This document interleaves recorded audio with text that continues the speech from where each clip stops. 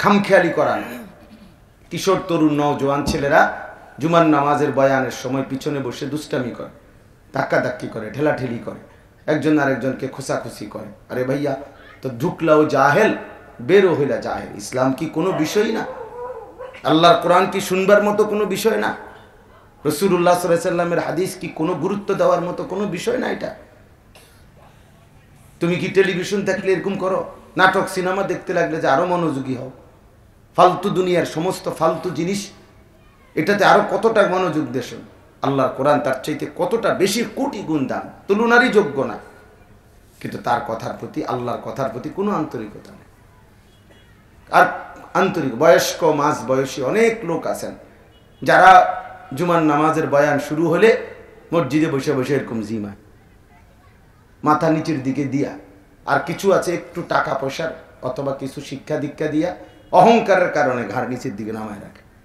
মানে এই সমস্ত ইমাম সাহেবরা জানে কি বলে বলবে কি, বুঝলেন না? আইসা বসে থাকে নিরুপায় হইয়া, যে ঘাড় নিচের দিকে দিয়া। মানে মোটা মানুষ, পয়সাওয়ালা, হ্যাঁ, উনি টাইলস দিছে মসজিদের, উনি কথা, উনি তো বেহেস্ত দিছে, বেহেস্তে তো ওনারে জিজ্ঞাই রেডি হয়েছে, বুঝলেন না? উনি সিলিং ফ্যান দিছে মসজিদে, তাহলে উনি মসজিদের তো সব উনি তো বেহেস্তে ঘুরিয়া পড়ছে। বেহেস্ত মামুর বাড়ি একদম। এই জন্য অহংকার না, এটা গুরুত্বপূর্ণ। আল্লাহ রাসূল সাল্লাল্লাহু আলাইহি সাল্লাম স্পষ্ট হাদিসে, আপনি জিজ্ঞেস করেন উলামা কেরাম, নবীজি সাল্লাল্লাহু আলাইহি সাল্লামকে জিজ্ঞেস করছে সাহাবীরা যে মাল কিবির, অহংকার কি? নবীজি এক নম্বরে বলছে বাতারুল হক, যা কিছু হক সেটাকে অবজ্ঞা করা, যা হক তাকে অবজ্ঞা করা, তুচ্ছতাচ্ছিল্য করা, এটা হলো এক নম্বরে অহংকার। দুই নম্বরে হলো গামতুন নাস, মানুষকে তুচ্ছতাচ্ছিল্য করা, সেটা হলো দ্বিতীয় নম্বরে অহংকার। তাহলে আল্লাহর কোরআনকে, দ্বীনকে, আল্লাহর কথা বলতেছে উনি, আপনি পুরা মনোযোগ দেওয়া উচিত। হযরত বারা ইবনে আযিব বলেন, রাসূলুল্লাহ সাল্লাল্লাহু আলাইহি সাল্লামের পাশে আমরা বসলাম নবীজির কথা শুনতে, এভাবে বসলাম, ওয়া জালাসনা হাওলাহু কাআন্না আলা রুউসিনা তাইর, যেন আমাদের কাঁধে মাথায় আয়সা পাখি বসছে, এরকম স্থির, কোনো নড়াচড়া নাই, আয়সা যেন পাখি বসছে। আয়সা এত মনোযোগী হইতেন, একটু নড়তেন চড়তেন না।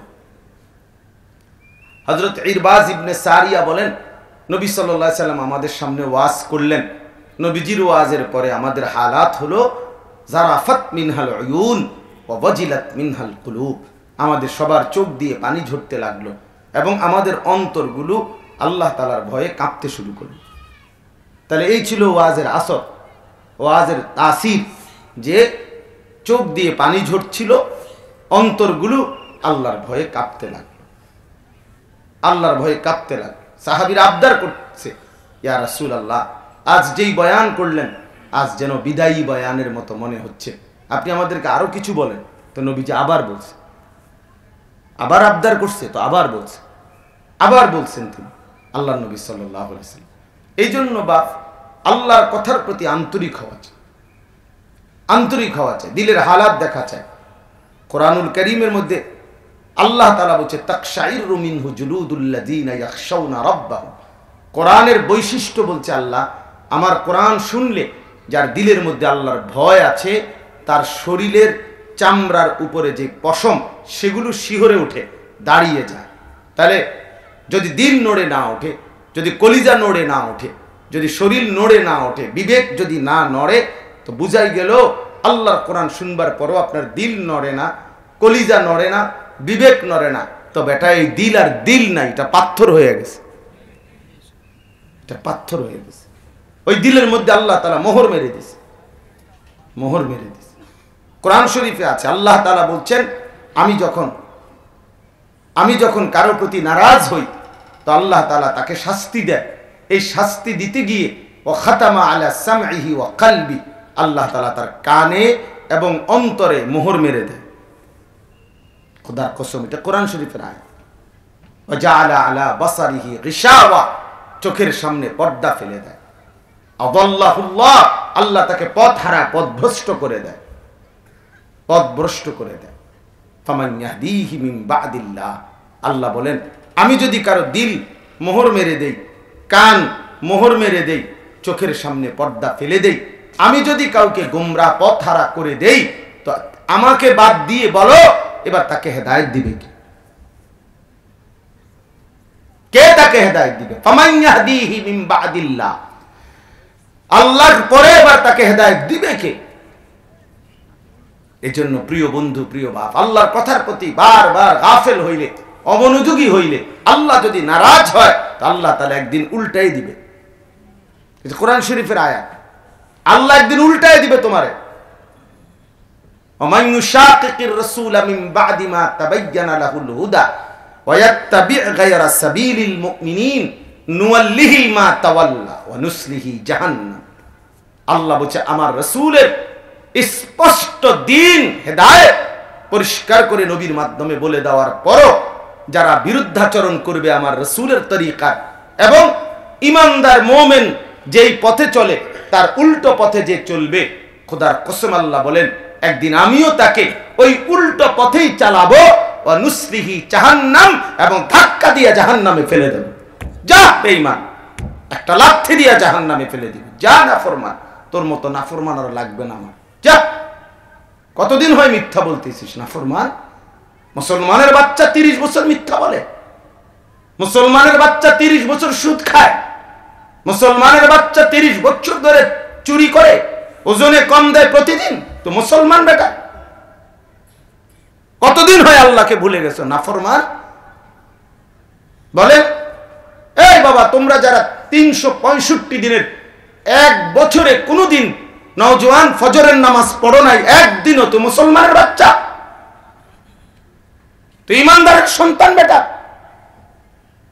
মুসলমানের বাচ্চা এক বছর কোনোদিন সেজদা দেয় না, এটা মানুষের ঘরে।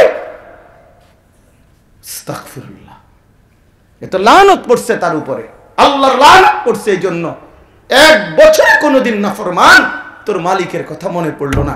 তুই কোন মানুষের বাচ্চা রে? কোন মার ঘরে জন্ম নিলি তুই? কেমন মায়ের ঘরে জন্ম নিলা তুমি? ওই মাকে কেমনে বেইজ্জতি করলা?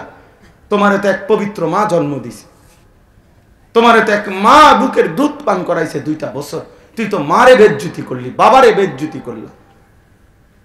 এই জন্য এটা মনে রাখেন, নিজের চালাক মনে করেন না দোস্ত। মোবাইল টিফোনের নাম চালাক না। সারাদিন বইয়ে বইয়ে বেডি সাউন আর মোবাইল টিফোন, আর বইয়ে বইয়ে চুলেরে পাং পুং করার মাতালের মতো ঘুরা, এটার নাম কোনো জিন্দিগি না। ভাত মাছ চাল ডালের নাম জীবন না বন্ধু। শুধু খাইতে পারলাম, ঘুমাইতে পারলাম, পেশাব পায়খানা করতে পারলাম আর যৌন চাহিদা পূরণ করলাম, এর নাম জীবন না। এটা জানোয়ারের জীবন। এ তো জানোয়ারও পূরণ করে, প্রতিটা জানোয়ারও খায়, ঘুমায়, পেশাব পায়খানা করে, জানোয়ারেরও যৌন চাহিদা পূরণ হয়। এই জন্য গরু, ছাগল, কুকুর, বিড়ালেরও তো বাচ্চা হয়, হয় না বন্ধু? তাইলে জীবন মানে এতটুকুই, জীবন মানে এতটুকুই। দোস্ত আমার, ভাবতে শিখেন, ভাবতে শিখেন। আল্লাহ বলেন উল্টা চলছো নাফরমান, আমি তোরে উল্টাই চালামু, আর কোনদিন আমি তোরে বদলাইতে দেব না। ওয়ালা তাকুনু কাল্লাযীনা নাসুল্লাহা ফাআনসাহুম আনফুসাহুম, কোরআন শরীফের আয়াত। আল্লাহ বলে বান্দা মুমিন, তুমি আমারে ভুলে যেও না।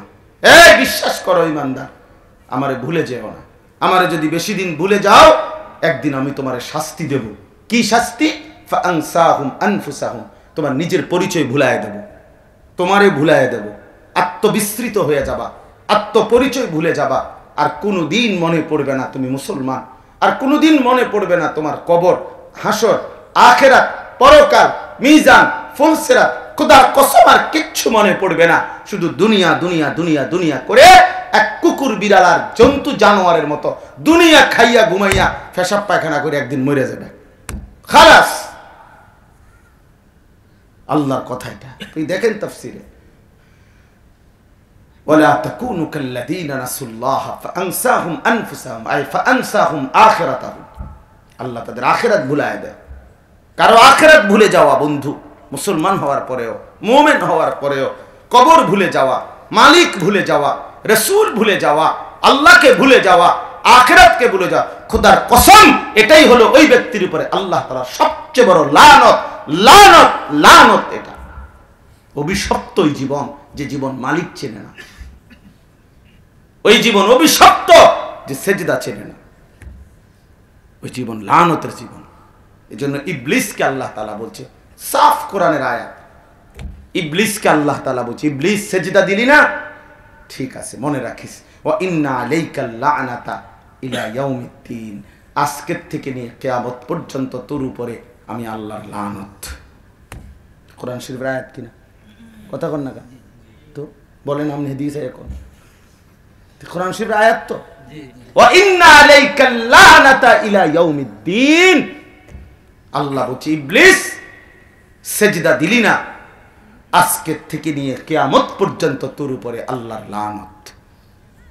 কি বন্ধু, একটি সেজদা না দিলে কিয়ামত পর্যন্ত যদি লানতের উপযুক্ত হয়, তুমি দোস্ত কয়টা সেজদা দেও নাই?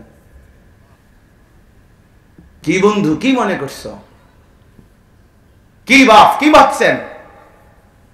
হ্যাঁ, ফজরের 4